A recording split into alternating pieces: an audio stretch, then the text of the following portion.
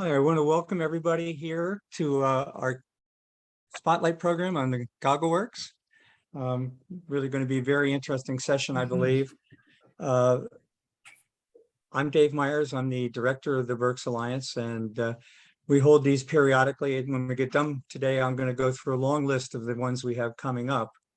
But in planning this one, I felt some really fond memories. I remember back a long time ago when I worked for Governor Rendell, and a young man named Albert Boskoff came into the governor's office and told us about his dreams for Reading, particularly an old building in this downtown area of the city that he wanted to turn into an art center. So it is amazing to see after all that time what has happened with the GoggleWorks, and it is going to be very exciting to learn more about what's coming. So with that, I'm going to turn it over to John Weidenhammer, who's the chair of the Berks Alliance, and then I'll come back and go through some ground rules for today's session. Hi, everybody. Good afternoon. Thanks for being with us. We're really delighted that you could join us for this conversation today. First of all, I want to thank all of our presenters for the work that they put into this. And we're actually going to try something different today to try to make this a little bit more interactive than we have in the past. So if we have some bumps in the road there with our technology, I hope everybody will hang in there with us. I also want to thank Dave, who I think is doing a really terrific job of organizing these conversations. And as he's going to tell you a little bit later, we really do have a significant set of conversations coming up over the next two months. So we hope you'll continue to follow that and join us. And you can always find out information about these presentations on our website, which is at berksalliance.org. Also, we look forward to your ideas. There on the website, there is a place for you to send us comments, but also you can find us at Berks Alliance, not at berksalliance@gmail.com if you want to send us an email, berksalliance@gmail.com. So with that, I know we need to get into the conversation. So thanks for being with us. I really appreciate it. Keep your video on so we can see you. And Dave, back to you. Thanks, John. Yes, we're going to ask everybody to keep your video on, mute your microphone if you can while you're not formally talking. We're going to have several people doing presentations. Levi Landis is going to lead us through most of that, and I'll introduce Levi in a second. But we are doing a few things different this time. We're going to allow you to do some responses during the presentation. And some of our presenters will be calling on you to do that. Some of them will be sort of using the reaction button at the bottom of the screen that allows you to do a thumbs up or a check if you want to answer yes to a question they asked. And in some other cases, we will be asking you to unmute your microphone and respond to what they asked for. So with that, it's my privilege to introduce Levi Landis, who is the president and executive director of the GoggleWorks, which is a increasingly important institution in our city of Reading. Levi will introduce the rest of his team, but thank you, Levi. Hey, thank you, Dave. I hope everyone can hear me, and if it becomes an issue that I'm on the phone here, let me know and I'll switch back over to the computer. I want to start by thanking Mr. Myers, Mr. Weidenhammer. I said this off mic or offline here, but I want to reiterate just with everyone here that the benefit of this tool, this resource for our community, I started watching during the pandemic, and as I know many of you did, and it was a great resource from that time forward in learning not only more about things I was interested in, but learning about topics that impact my work and my interests, my personal interests, things that are going on in our community that are just extraordinary. So thank you for the work of the Berks Alliance in bringing this program and others to our community. Also want to thank our board at GoggleWorks. There's a couple of board members here. I'm going to get to Ms. Solomon, my colleague in this project, here in a minute. But I'll thank former Mayor McMahon. Thank you, sir, for your service on our board. And I see Ms. Seitz, Crystal Seitz is here with us. And perhaps there's others that will be joining us. Thank you for the work you do here at GoggleWorks. And so many here are joining us that I get to see your faces.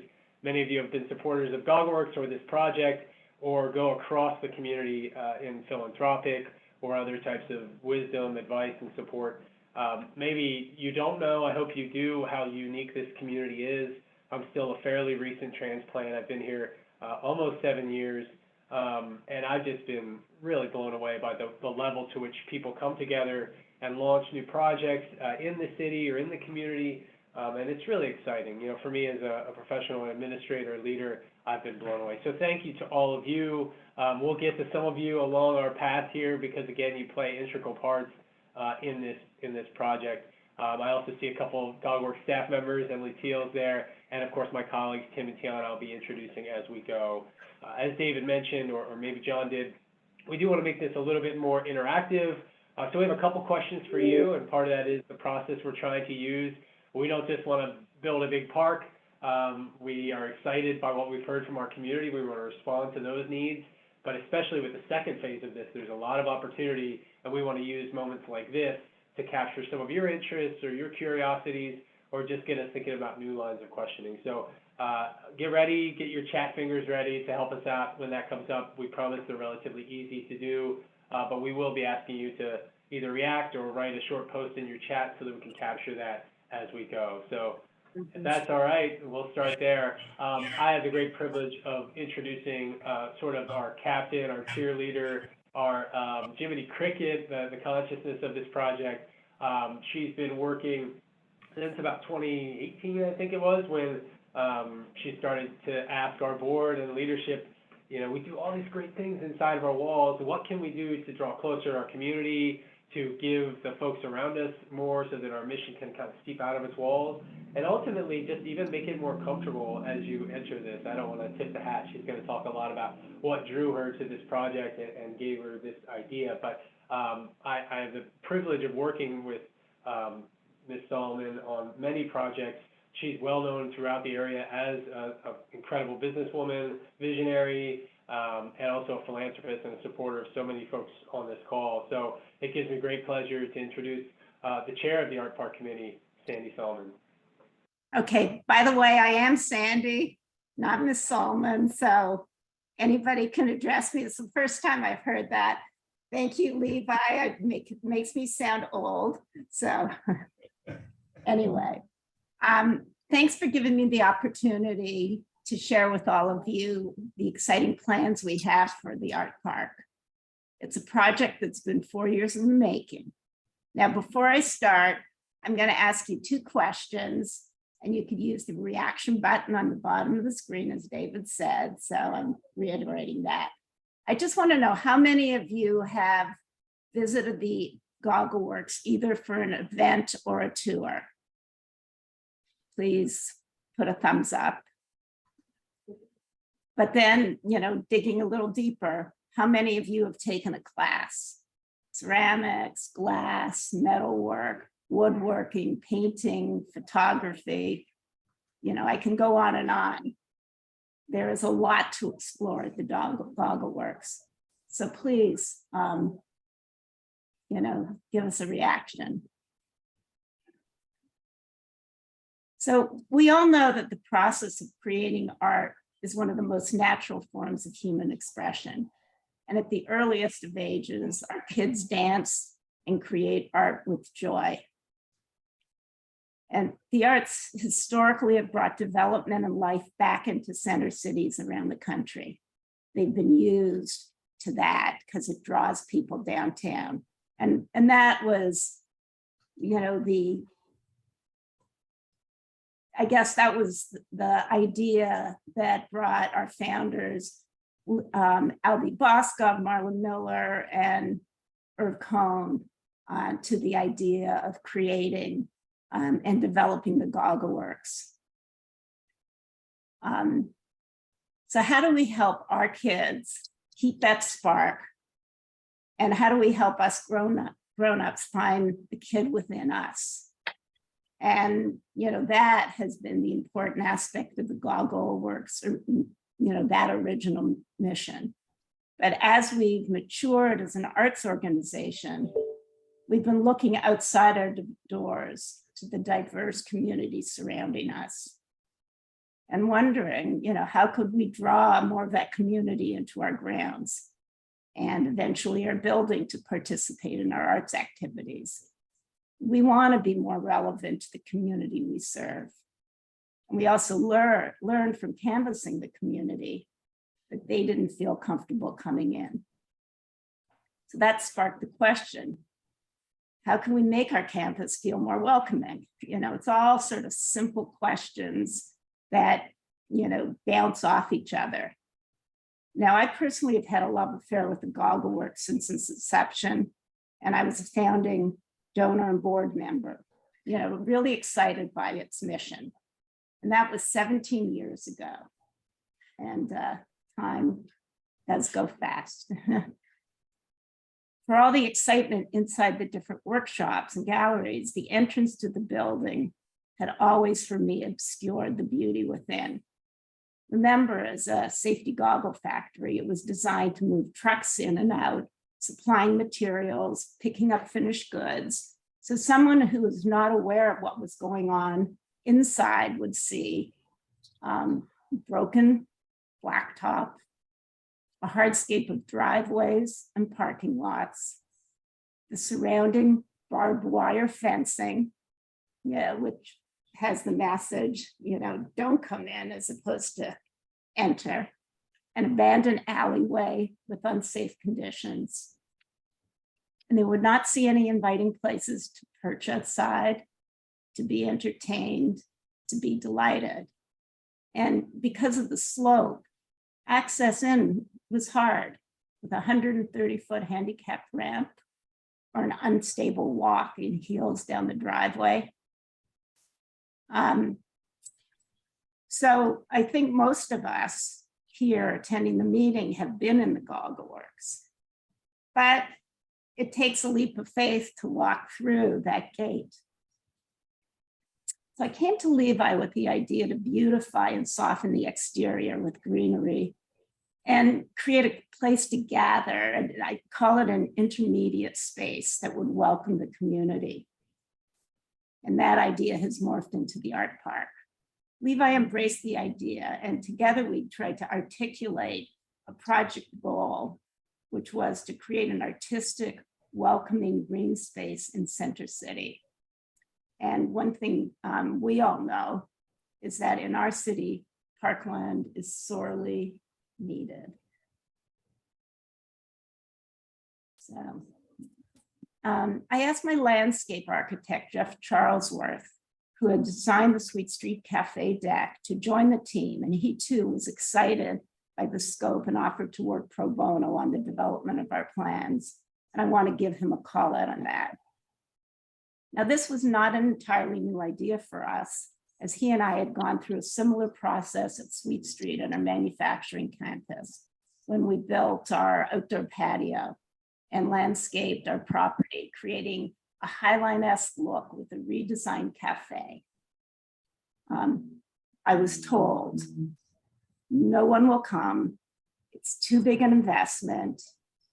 But being a dreamer, as many of us are in the city, I quoted the same line that we see, you know, we hear at some of the big gatherings and new projects: build it and they will come. And I think that's a phrase that's oft used, but it's a really important phrase for all of us to remember, because at Sweet Street, they have.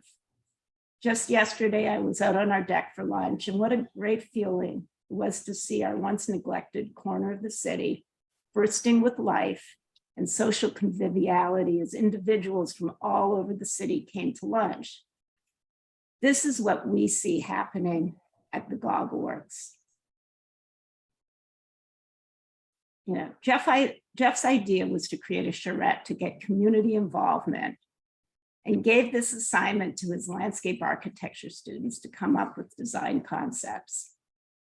And, you know, Tom McMahon came. I think there were a number of people who came to our charrette where we looked at designs and started thinking about what do we want in this outdoor space. That then spawned Levi and his organization to knock on doors and get input for the surrounding neighborhood. What would you like to see on our property? We went to see the city and state representatives like Eddie Moran and Judy Schwenk to garner their input and support. And we started planting the seeds which is an interesting idea since this was to be a garden. And it takes a long time. I think everybody on this call knows how much time it takes to get an idea to take root. You have to be patient, and you have to speak to your idea over and over again, so people can start envisioning it and putting a shape and size to this. And what's made all of this possible is the incredible work Levi and his team have done to stabilize the GoggleWorks financially through our endowment and use their time productively through COVID to reimagine our programs. And through that, our mission expansion to be inclusive of this incredible, culturally rich and diverse community surrounding us. And this is a community that needs a third space. With the total support from our board, we poured our energy into figuring out how to beautify this difficult property while still maintaining its functionality. Okay, so now I'll get to the talk of the project. So it has 3 key phases. Phase 1 encompasses the front entrance. This is phase 1 over here. And it encompasses the front entrance from the parking lot into the building. It is a very rectilinear space right now. I think all of you know. And we've contrasted that with curves and circles and raised planting beds to soften that. You know, instead of the long, the difficult driveway, you'll see gracious stairs coming down, an elevator for easy access. And it'll become alive with people perching on built-in benches and a central space to gather and entertain. It will move into Thorn Alley with a beautiful cafe deck and stage for performance events and community meetings and parties. Indoor, outdoor access through the restaurant space is planned. So, you know, we're hoping to make this a very active, flowing space. Okay, phase 2, the largest of the 3, will include parkland. Oh, and I'll just back up. We have raised the money now for phase 1. We've been to the zoning commission. Now we're working on our final architectural drawings, and it'll go up to bid. So phase 1 is a reality. Phase 2 is the continuation of this dream, and it will include parkland, a water feature for kids, an artist-designed miniature golf course, as well as a large concert stage as its key components. And then phase 3, transforming Washington Street from a road to hightail it out of the city, in pedestrian-friendly street with plantings and pedestrian access to parking garages and the front entrance. The project will take all of us together to petition the state, since DOD is involved and controls this. And it is so true that when we elevate ourselves, others are drawn to the energy and the neighborhood flourishes. It's a real iterative process of a city coming back to life. And Alvernia has built College Town down Penn Street. And you know how that has stimulated belief in the comeback of the city. But Alvernia is going to include, has included required art courses at GoggleWorks as part of their downtown curriculum. That started this fall. Centro Hispano has moved across from the IMAX, feeding 200 seniors per day, and they're now talking about art classes for the seniors. United Way is next door. And Why Missing Foundation is on board and has slated the surrounding community for renovation. I think by now you've probably heard that Craig Pool and the Doubletree are going to take over catering at the GoggleWorks. And when the art project is constructed, start running the restaurant and alleyway outdoor venue. And Craig, Alvernia, and Jim Boskov are in talks with Susan Looney and RAC to create a much needed 2-year culinary school program that could go in building 2 beside the GoggleWorks. And that would go along with the Science Center, which has outgrown its space. And that would lead to building 2 renovation. So you could see this entire campus starting to come alive. So the re-energized downtown we've all talked about for years is actually coming to fruition. And this is a time for all of us to be very excited and get behind the project so that we can envision, see this entire project through 3 phases come to life. Actually, 4 phases with building 2. So I'll turn it back to Levi.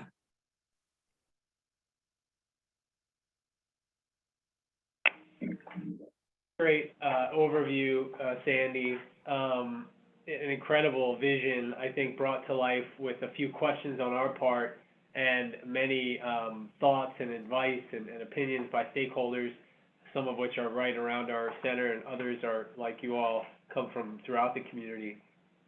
And anytime we talk about this project, people seem to get this glimmer in their eye where they think about some place where they've been that this either reminds them of or aspires to be, or they say, oh, you've got to check out this spot I went to in upstate New York, or you've got to check out Crystal Bridges, or they bring up some place. I'm asking you if you don't mind taking a few minutes. Again, 2 of our goals here to inform you as much as we can on the specifics of this project, but also to try to get some information because we want to design this with the community co-design model. And what that means is getting as much information about what would suit the needs of our community as possible. And so we consider you all that. As you've begun to say in the chat, you tend to come to GoggleWorks and you're committed to the downtown. I know many of you. So take a few minutes and just ponder this question. What's an outdoor place that you think we must visit or look into, given what you know just of what Sandy's covered in the project? So just take a minute. I don't mind the silence. I'll put headphones in, do some Taylor Swift or something. I don't mind the silence, but if you don't mind, take a minute, even if you think we're talking to somebody else. We're talking to you. We'd like to know if there's a spot that comes to mind that you think we should look into. Oh, I was vacationing last year and there was this active space that had music, or oh, this one wasn't designed that way, but everybody seems to navigate around the Seattle market. Whatever it is, something that comes to mind that says this is an active space, it connects the city, and it engages those that come through its space. Just take a minute, think of one, and give us some what I call 5-cent research. What I've found is when I look things up, it may take hours, but asking those that are either experts or have experienced such things can sometimes cut through that research. So please give us your ideas and thoughts now. I've seen a couple come through and I really appreciate it. Oh, City Museum in St. Louis, that's a good one too. I don't know that. Oh, the Alley in Pottstown. I don't know that. I'll have to check it out. See, this is good. I'm already seeing some place. Sculpture. Oh, great. Some of you may have been to Grounds for Sculpture. That's a great one.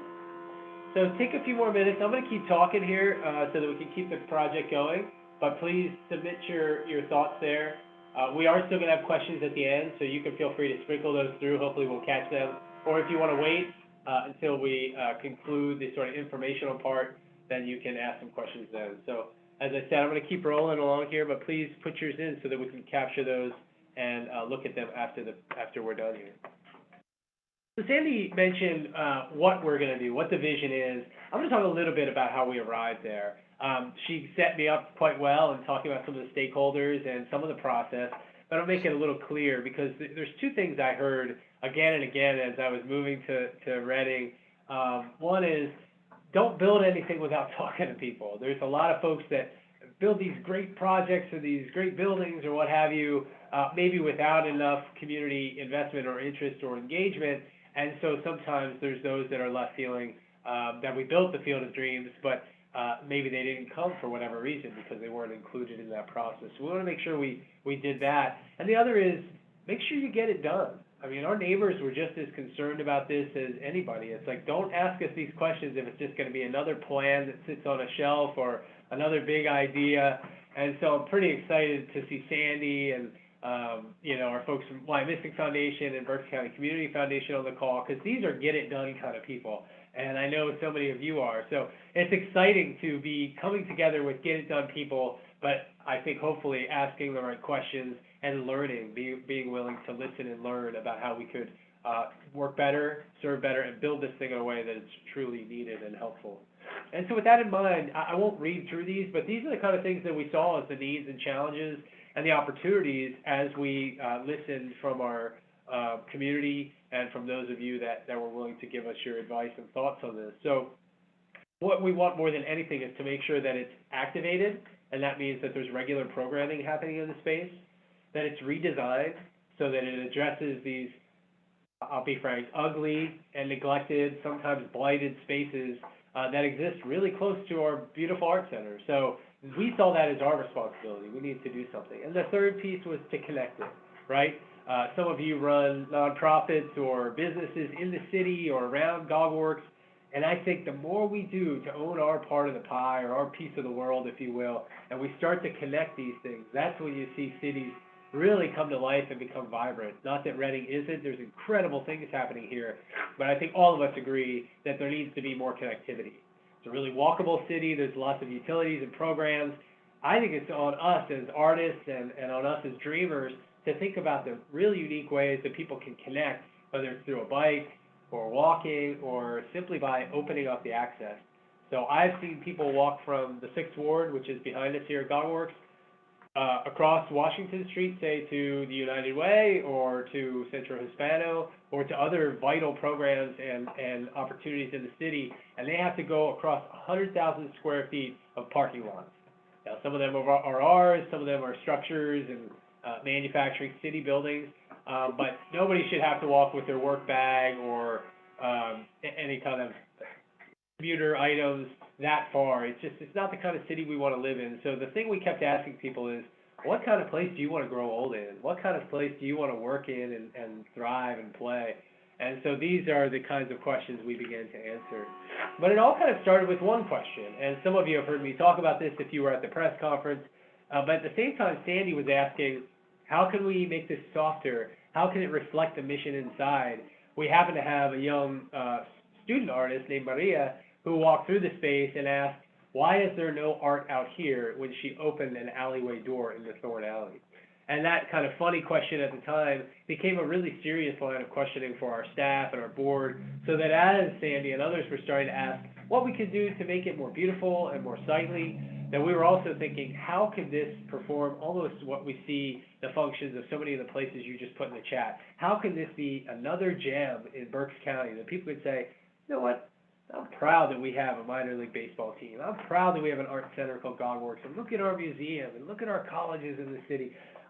All of these things we're really proud of. How can we give another outdoor space that is a park, is a place for civic discourse, is a place where people can come, but it also is something that we're really proud of, so we can make it robust and substantive and activated. And so that continued. I won't go into what Sandy talked about. We did a charrette.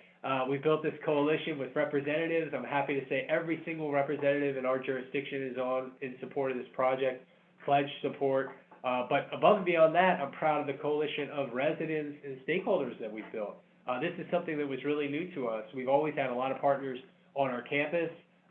Some of them are on this call, but it was very unique to start building a coalition of nearly 100 nonprofits in the community that said, yes, we need this in the 6th Ward, or yes, we need this in downtown Reading, and started to believe in the power of it beyond just a pretty place to sit or some pretty flowers and bushes. We really are trying to do something here that will draw people together and light a fire. And we have seen that that is the case. And so we started to build on that a little bit. We went to, I see Kevin Lugo's on the call, we went to the Berks County Community Foundation, and asked if we could get a grant to survey or canvass our community. So we went to every door within a 7-block radius, every business and house that we could, and had Spanish language interviews.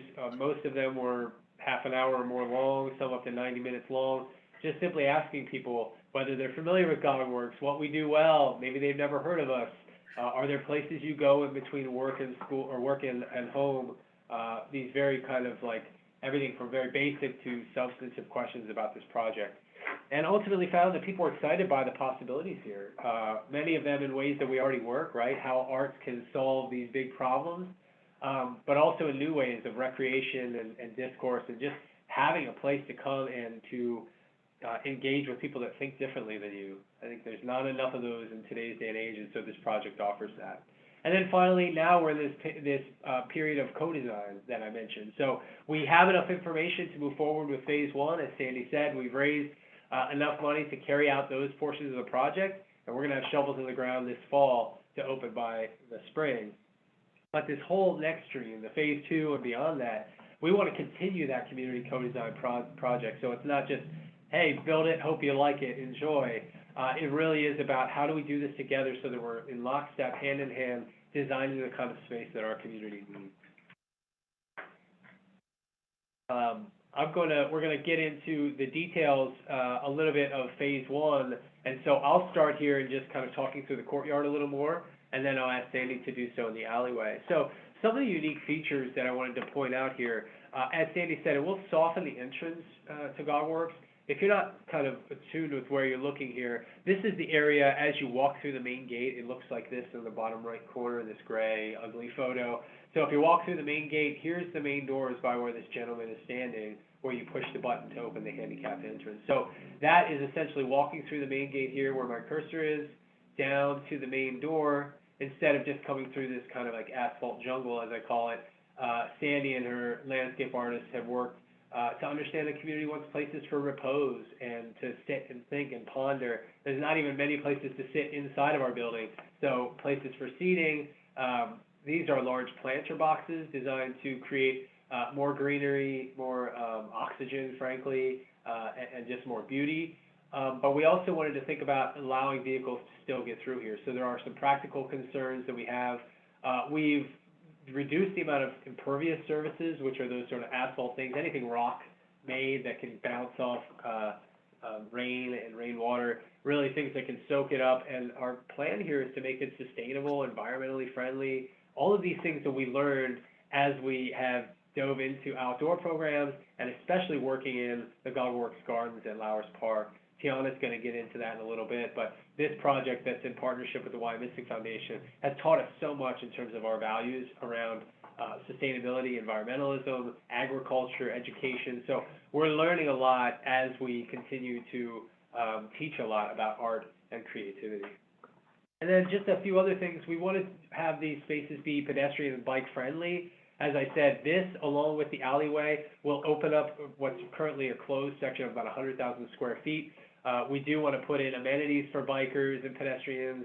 Obviously, they'll have connections into the utilities and programs inside of our building, but we plan to regularly activate this space, particularly with pop-up events. So Sandy will get into how we're going to use the alleyway, which is a little more of a captive audience, but this is a little more of for events or for programs that we can have spaces come to life, and just a little more passive opportunity to enjoy your time at GoggleWorks. So you'll see everything from public Wi-Fi to pretty lights. We have these beautiful lighting towers that this doesn't do justice, but these are designed with these sort of veggie oil crates that give it the industrial look, but the beauty of illumination, because we think that lighting, greenery, seating, shade, these are things that make any space more beautiful, whether it's activated or not. So that's sort of the features that we have. I won't get into it too in depth, but I did include just a brief, yeah, Sandy, one second, I do want to get to you, but just to finish my thought here, I'll come back and talk about these design components in a second, just to give you an idea of the utilities of the space itself. Yeah, Sandy, jump in there. I just want you to move back, and I wanted to talk through some of the improvements to access. So go ahead. Since the project,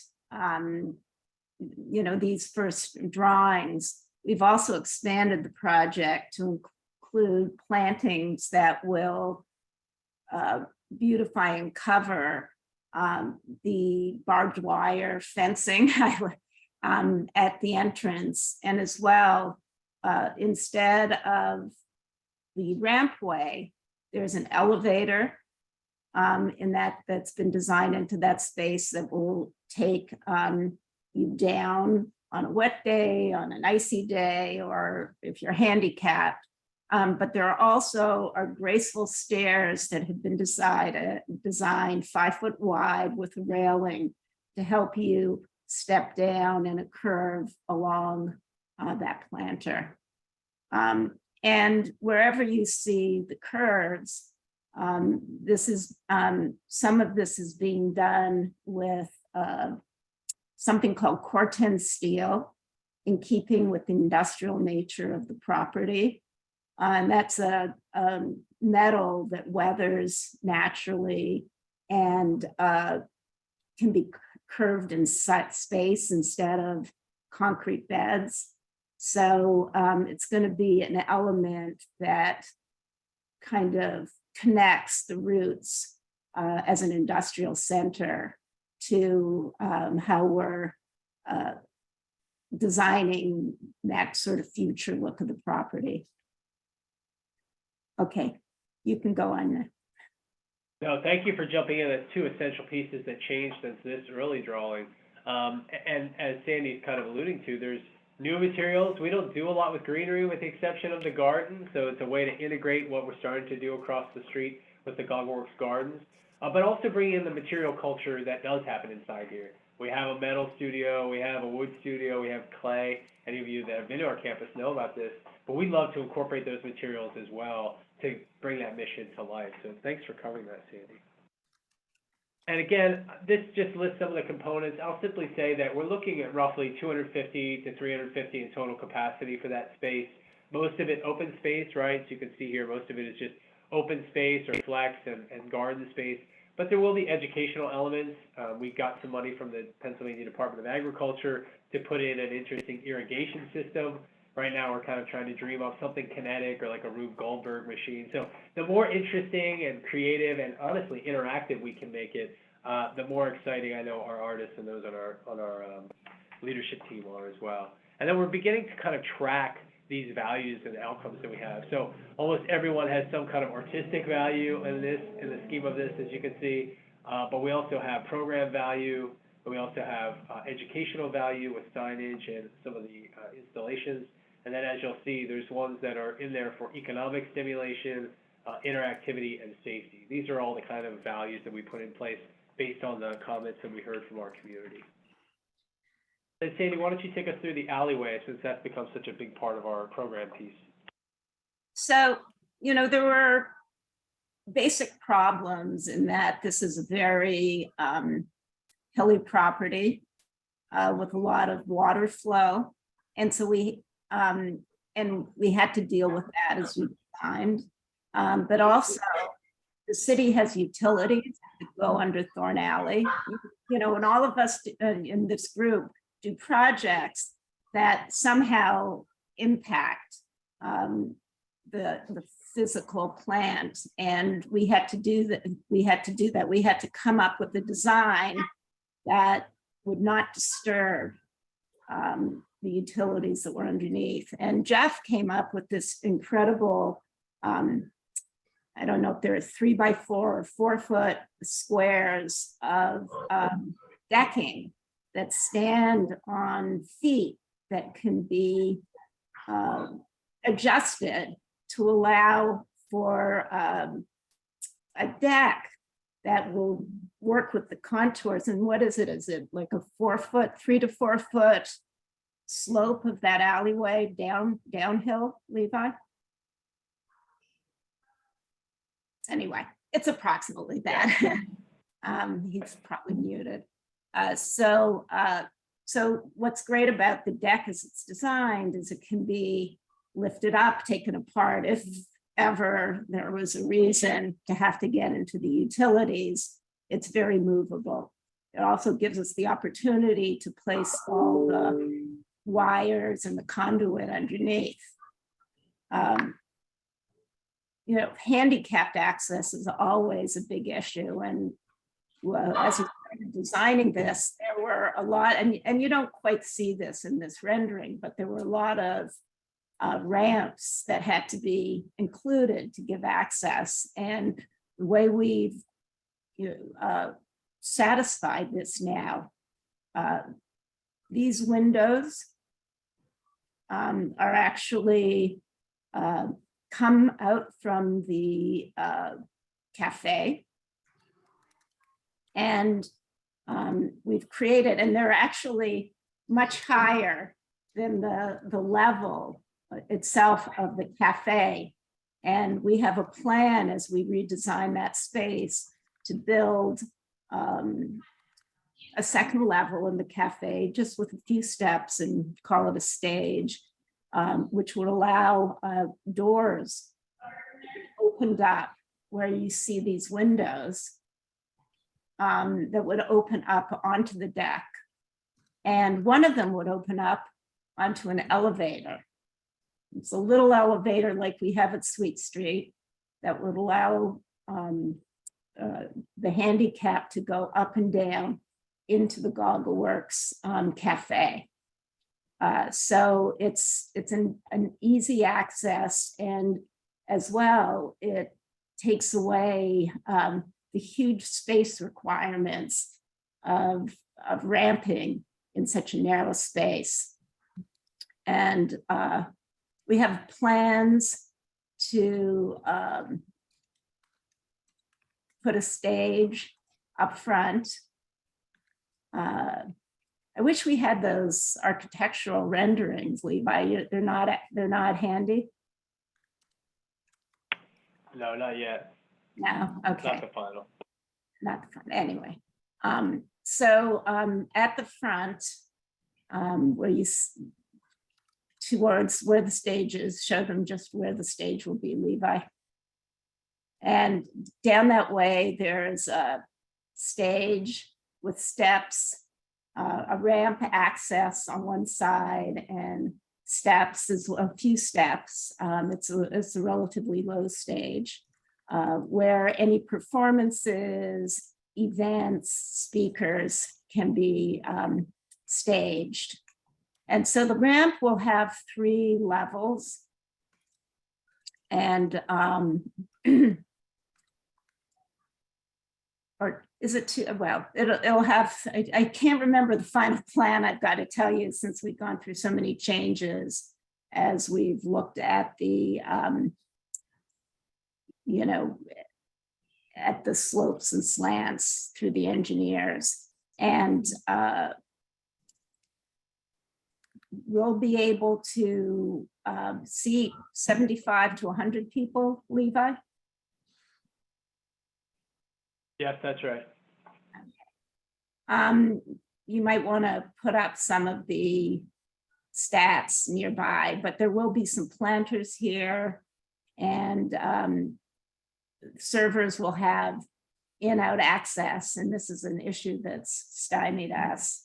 And actually, I think, with the collaboration of Craig and his team, that's one idea that they really got excited about, because that was a little bit of a thorny problem. And between the cafe, if it were to rain, everybody could exit pretty quickly into the larger space next door of the cafe and the galleries. So we have some great plans for repurposing corn syrup totes that are plastic with really cool metal around them, and turning them into light towers at different aspects of the property, and trying to get a repetition of the colors and the light shows that we have in the window, and create a timed lighting quality to these light towers. So that'll be a lot of fun. And in one area, and if you go, we're on this alley, and if you go just to the left, looking down the alley, you have building 2. And we're hoping to do a sound planting wall there also, because there are some utilities, some major utilities with sound.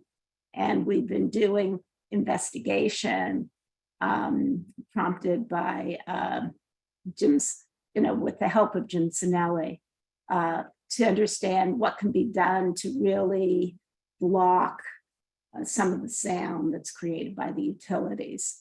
So we're very excited also about the ability to start beautifying our neighboring properties.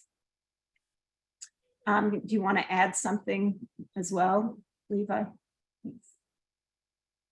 I'll only clarify that the Craig you're referring to, in case you didn't cover, or maybe I missed it, is we did announce at the press conference the relationship with DoubleTree, the Hilton Hotel here in Reading. Craig Poole and his incredible team up there have partnered with us to realize this vision, and so that will cover catering on our campus, but also running this restaurant. So our goal is to try to pull in the values and the food that we are growing in the gardens, bring those to life in a way that we could have students and others growing food, preparing food, and serving it right here in the 6th Ward, right here in our community. So that's a really exciting piece. And when Sandy says we're going to connect this outdoor space to the indoor space, that's sort of what we mean. How can we create a physical connected space that represents that cafe, a beautiful beer garden outside, but it's so much more when it can be activated.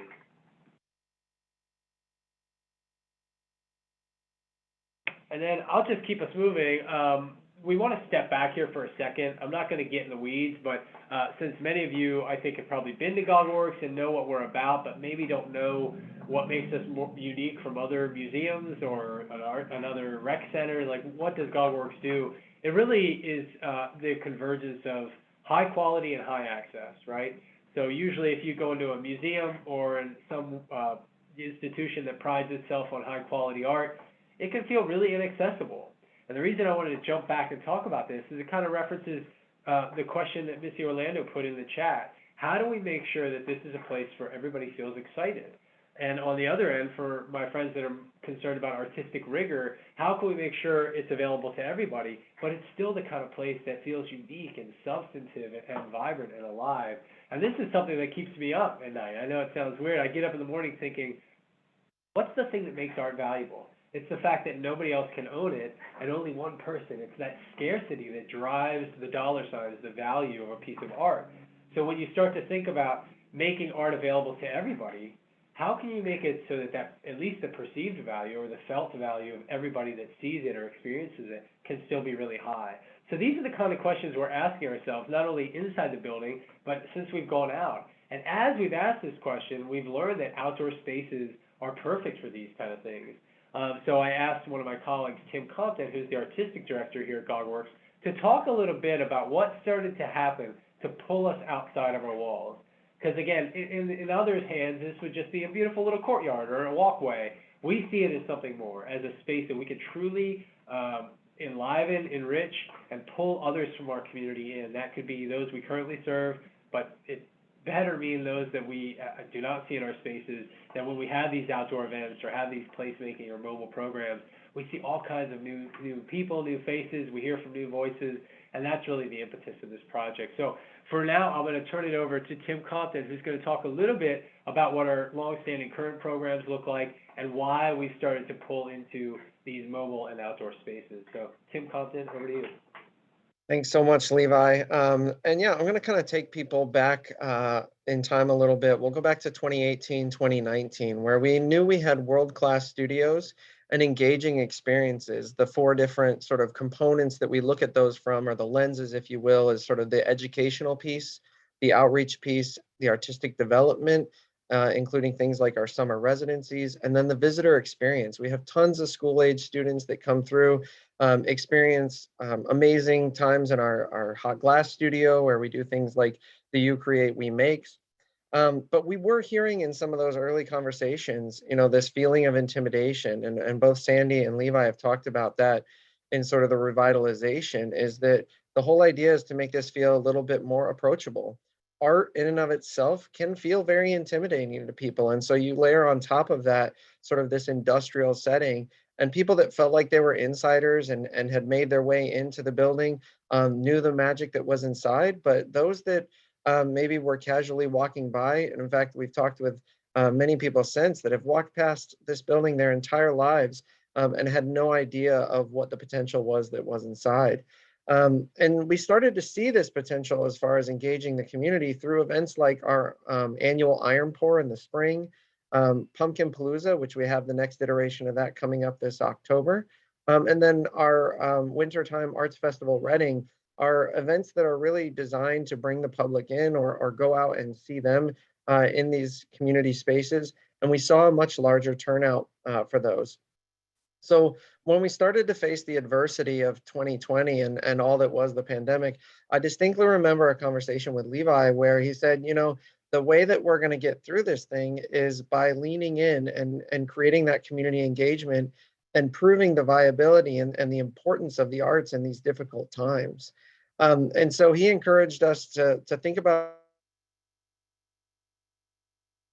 these mobile programs through sort of these three lenses, that they be interactive.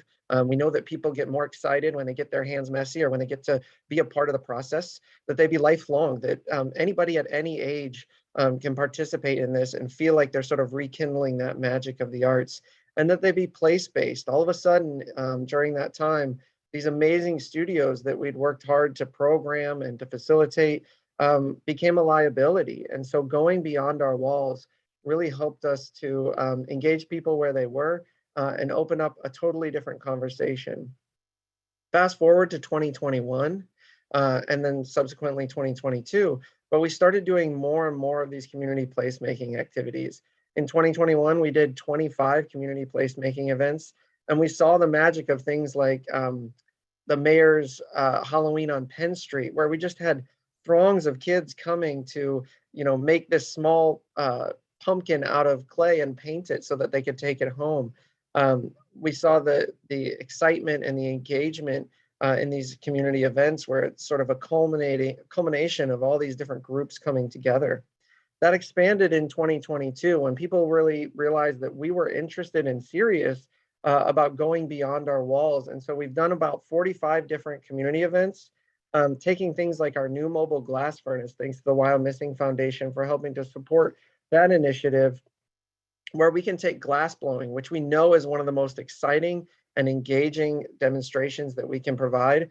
We can now take that off campus out into the community, and we'll actually have it this weekend at Fall Festival, where we'll be able to do hands-on workshops with people.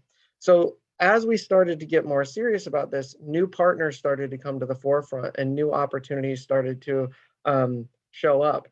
It didn't change, and that in turn changed the way that we engage in the programming conversation.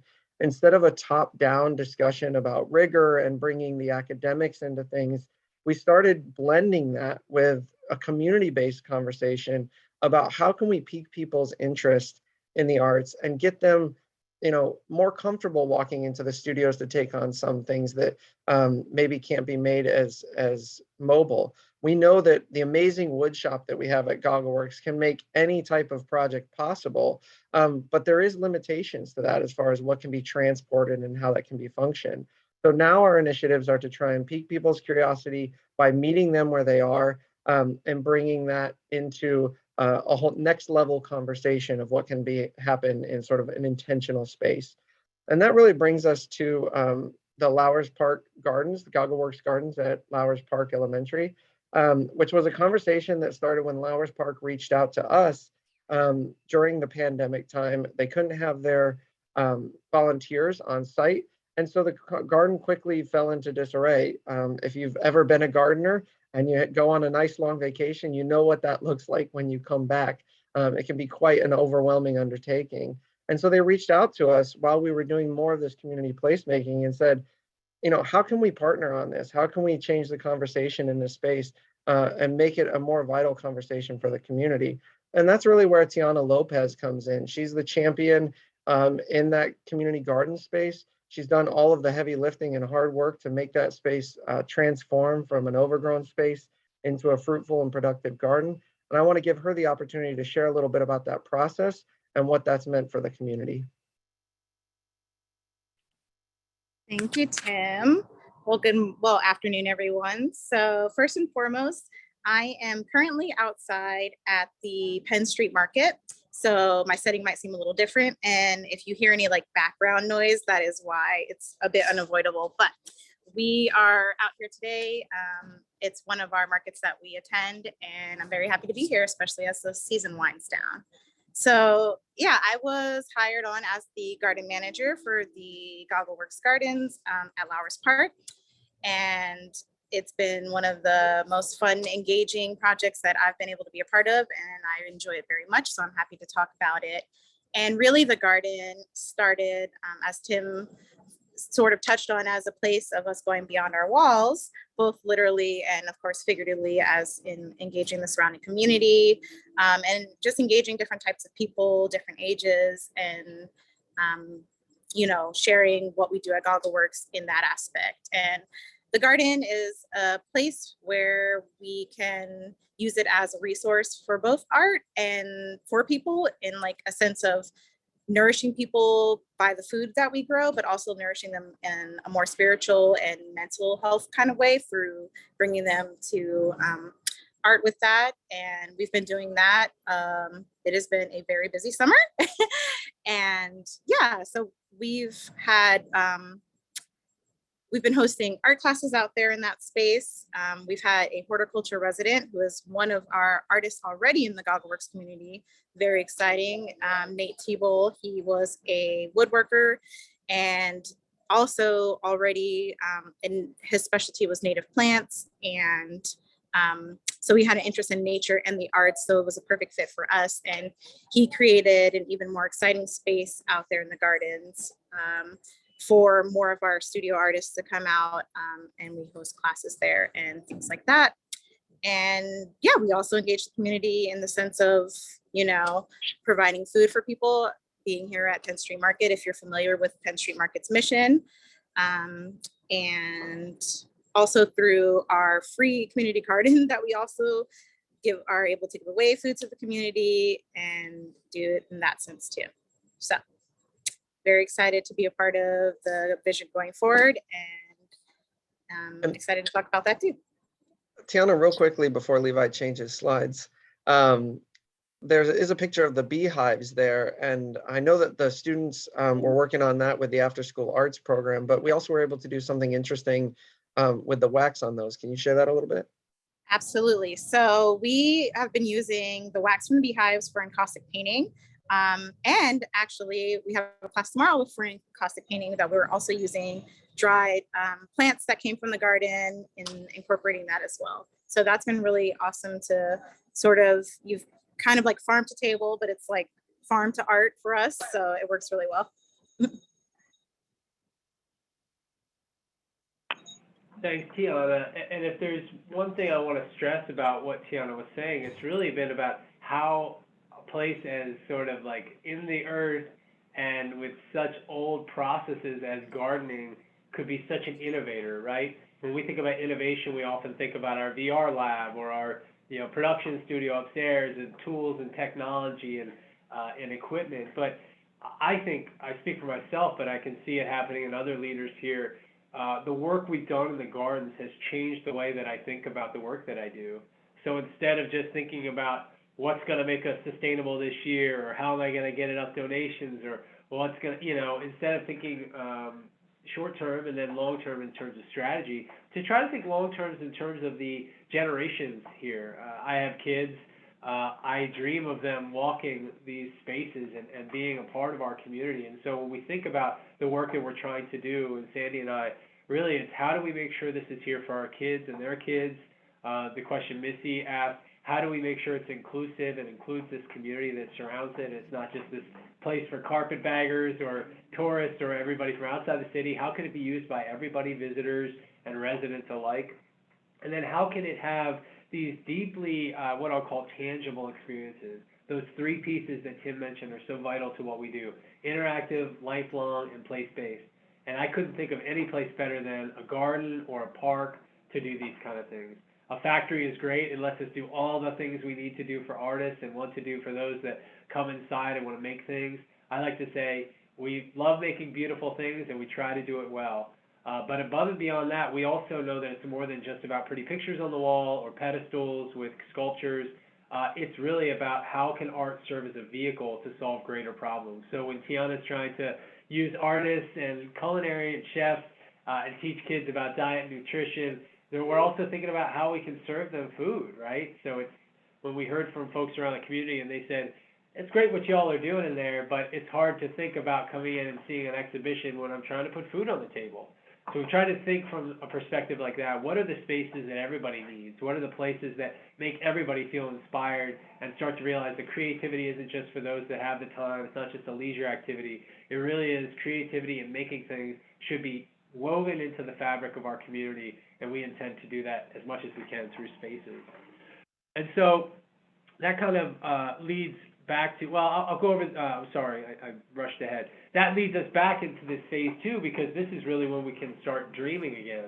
So I'll pass it to Sandy. I don't want to go too far down the components here, but as Sandy mentioned at the top, there's a lot of exciting things that we're dreaming up or that we've heard from folks already that we know there's enough interest to start to put them into the bigger plan.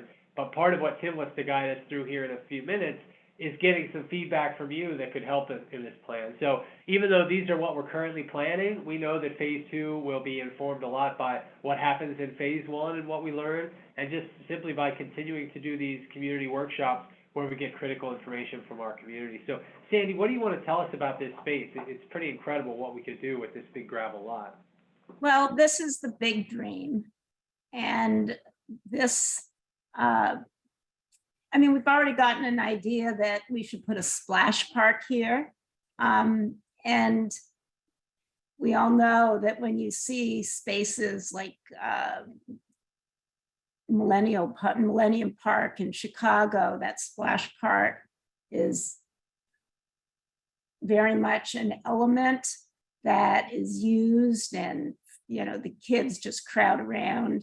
And at Little Island in New York, which I just discovered recently, you see musical instruments out of stainless steel that kids come and they can tone on them. There's so many elements that we see by visiting other places, or those of you can suggest, and this all gives us the opportunity to ask people as we design this next phase. But wouldn't it be great to have a downtown venue, an outdoor venue for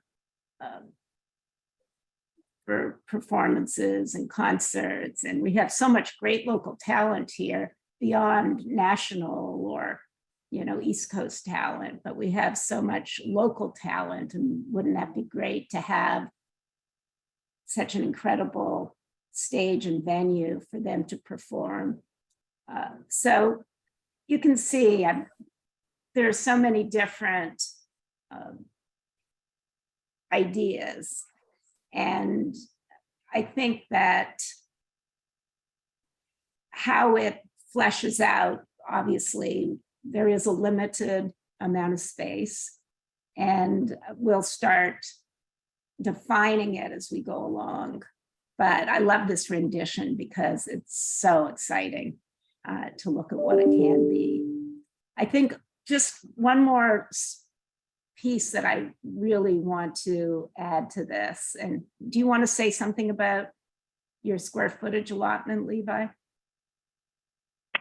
No, I was just moving us along. Go ahead, Sandy. Okay, so I'm just going to move to the final and say Washington Street is possibly the most difficult aspect, that's phase 3, because it involves DOD and the state. But we know in canvassing and speaking with all the local groups that everybody wants to see Washington Street turned into pedestrian street. And the more we can prevail on all of you, or all of us, to get involved and to put our vote behind it gives us more power to go to DOD along with Judy Schwenk, along with the city, along with county, and prevail on them to make an investment. I've heard that a lot of the infrastructure projects nationally haven't been done. That could also be a great way to use some of that infrastructure money.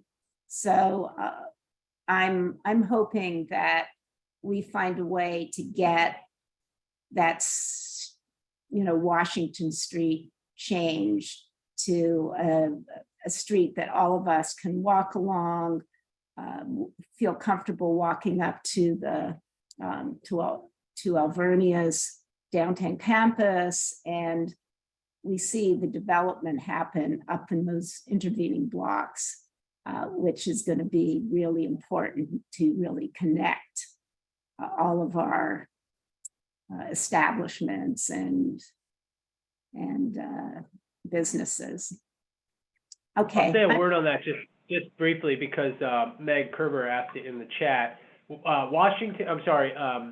Thorn Alley will be open on both ends. So even with the stage there will be access to Washington Street. So that's what allows that 9 to 9 access through for commuters and others. It's huge for folks that bike and walk.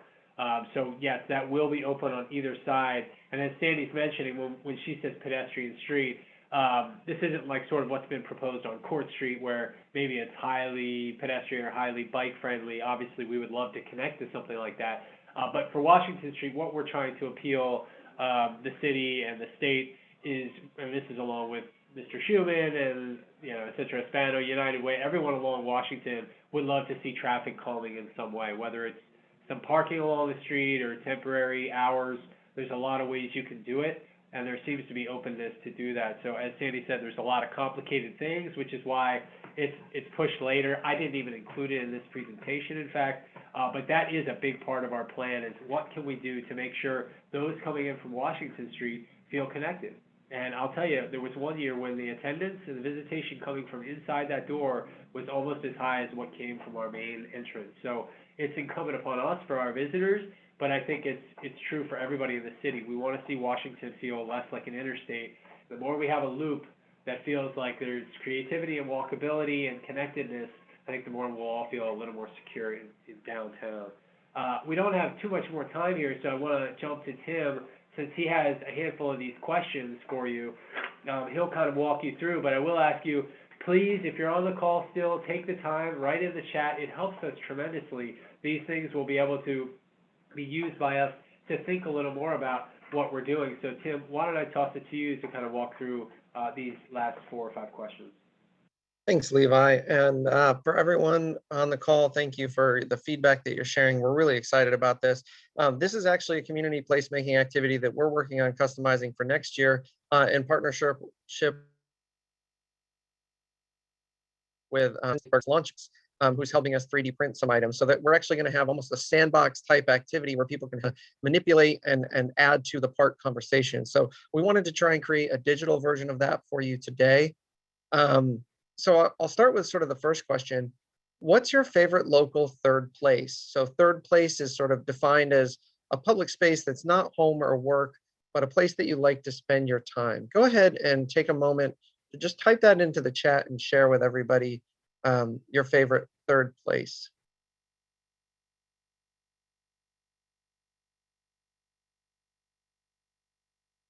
Lots of good locations, some indoor, some outdoor.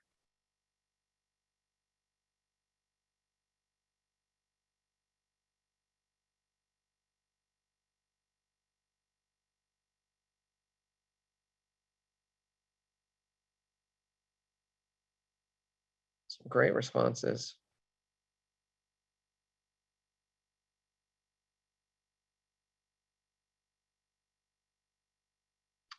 Awesome. And in the interest of time, we'll move on to the second one. But if you're typing, please still send us those ideas.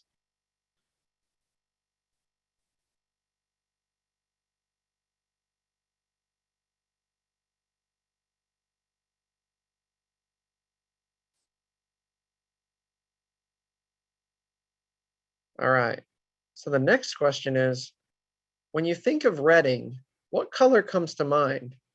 We did a mini version of this exercise with Sandy and Levi the other day, and the funny thing was all three of us had a slightly different color. So I think that explains why we see such a rainbow of colors in the area. But I love that for a lot of people, there's definitely one color that resonates. So go ahead and share that with us.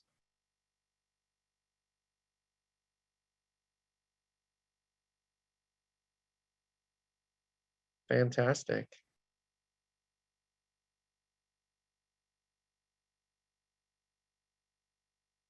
It's funny how simple things, even the colors that are used, can help people sort of resonate with a space. So we're excited to get this feedback.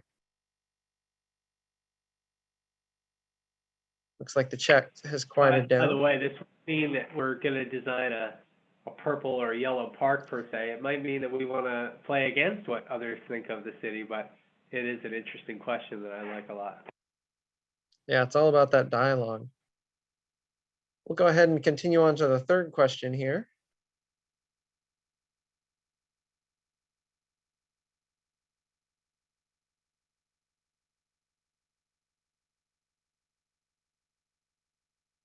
So aside from work and socializing with family and friends, how do you like to spend your time? So this is a little bit more activity based than the first question, which was a little bit more location based.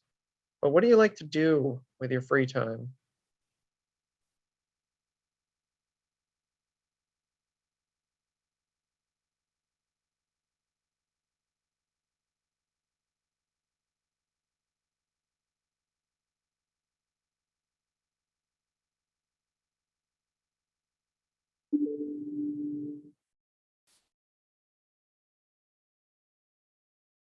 Loving the engagement and the feedback we're getting here. This is fantastic.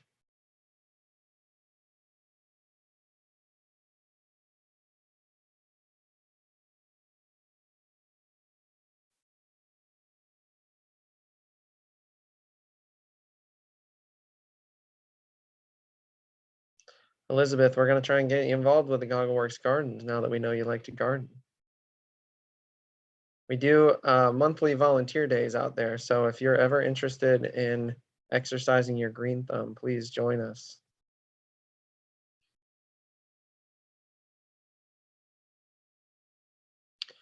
All right. So you saw in the drawings that we've started some brainstorming and that kind of thing. And that's been also informed by the community canvassing that we did.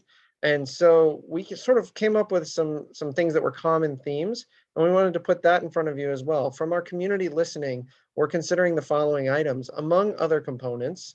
So which of these is most interesting to you? Go ahead and pick one of these things that you think is sort of the most interesting. And yeah, as Levi points out, you can shorthand it and just type the number there.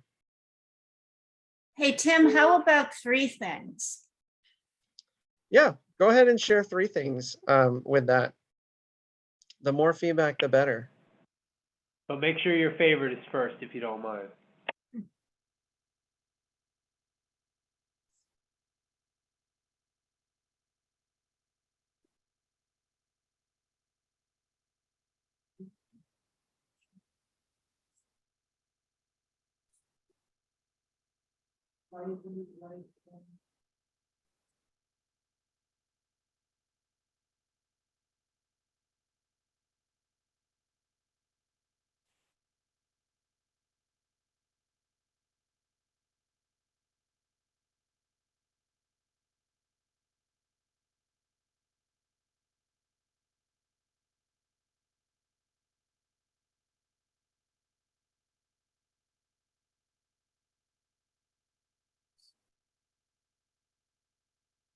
All right, looks like the chat has cooled down a little bit there.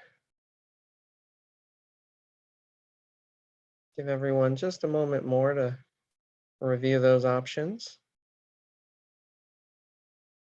And then we'll continue on to the last question here. What's your greatest worry about the city of Reading? And I'll jump in and give this one a little bit of context. So we actually launched a program called Shatter Our Fears. And the plan with this is kind of exciting. It's interactive, and so anyone can participate. And the way you participate is you write on a tiny scroll the things that you worry about, your greatest fears. It could be about the city, which is what we've asked you now. It could be about your own sort of life, or your greatest worries about your family. But the idea being, we're going to write these on scrolls, and we have a glass artist make an enormous vessel, spend a lot of time, like we do spending time on our worries, the way we worry about things. We might as well be creating this elaborate vessel. So this is going to be the embodiment of all the time we spend worrying about these things. And folks are going to put this pretty little scroll into that vessel, and then Tim and his team are going to design a hammer of hope. And it's going to basically be a public effigy where we put all the scrolls in that vessel, and this hammer of hope smashes and destroys all of our worries, and as I said, a public effigy of leaving them behind. But in its place, we need something. We need that hope, and obviously this art park is one piece of it. But we want to design a vessel together, and we'll do this in a public workshop. So we want to do this in phase one, in one of these spaces, so stand by on that. But for now, we're collecting the information for these scrolls. People in workshops will be able to fill them out physically. But for you all, if you write these, we'll write them on a scroll for you. And then we'll actually have, as I said, the event, and then it'll be a touring exhibition of that glass vessel we make together, the scrolls, and then a handful of pictures and videos of the smashing of this vessel as well. So a sort of public spectacle, but also one designed to learn more about our community and to make it fun to watch as we together decide the future that we're going to shape together. So please give us your thoughts on that, as it'll be integral to that art project we plan on in the spring. And we'll be talking about that and sharing more about that project with the mobile glass unit at Fall Festival this weekend. So if you want to see all of that in live action, you can certainly stop by and visit us for that as well.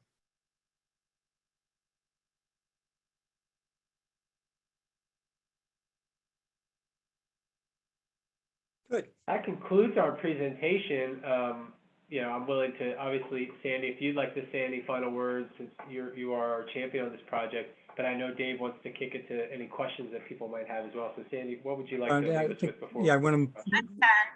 I'm done. I just thank you all for coming and listening and participating and supporting us. Thank you. Good. Well, thank you, everybody. I think it's a great presentation. As I said, we will record the session and share it with everybody. We've also will copy all the comments and remarks that people have submitted. If you've got a few more, we're going to have a few more minutes before we get finished here. So please put them in the chat function, and we will make sure they get levied to Levi. Want to thank you all for a very fascinating presentation and very great optimistic vision for the city of Reading. I mentioned at the very beginning of the meeting we had with Albert Boskop when he was trying to create the GoggleWorks. And one of the questions that Governor Rendell had for him was, how is this going to engage with the rest of the city and involve it? And I think it's taken a while to get to the answer, but I think we have the answer looming in front of us here. So this is very, very exciting, wonderful opportunity. I want to go quickly through a list of the upcoming events that the Berks Alliance is going to be hosting, just so we have them out in front of everybody. We do two types of programs. We do our Spotlight series, and we do our community forums, and we have several of those coming up, and we're looking for more ideas as we move ahead. September 22nd, we have a community forum on the impact of distribution centers on Berks County. September 29th, we're doing a spotlight on Berks Community Connections and Pretrial Services. October 4th, we're doing one on bringing Jumpstart Germantown to Reading. It's an interesting initiative in Philadelphia that I think is going to be coming to Reading sometime soon. October 20th, we're doing a forum on internet connectivity as a social determinant of health, the connection between being able to access the internet and being able to access healthcare. October 27th, we're doing one with the Berks County Community Health Center on their Wellness on Wheels program. November 2nd, we're doing one on the Schuylkill River Greenway and the process that's going to be connecting Reading to Philadelphia through that river front. November 10th, we're doing one on the Colebrookdale Railroad. And on November 17th, we're doing a forum on school funding in Pennsylvania and what it means for Berks County. We're also looking at doing spotlights and forums on a number of other projects. I'll run through those really quickly. First Energy Stadiums updates, Drexel's Cradle to Career program, creative childcare opportunities. The Federal Reserve Bank will be doing an economic forecast for us early next year. The Berks entrepreneurial ecosystem that's in the process of being formed here in Berks County. Albright's Innovation Corridor, and Kutztown Social Media Lab. And of course, we're always looking for other good ideas and thoughts for things we can do. Hopefully they can be all as engaging and thoughtful and exciting as what we've heard about here today. So with that, I want to thank everybody once again for coming. Levi and team, I want to thank you for terrific presentations, very exciting stuff. And I think it could be very transformative for our city. So it's neat to see this happening. Thank you all, and we will hope to see you again soon. Thanks all.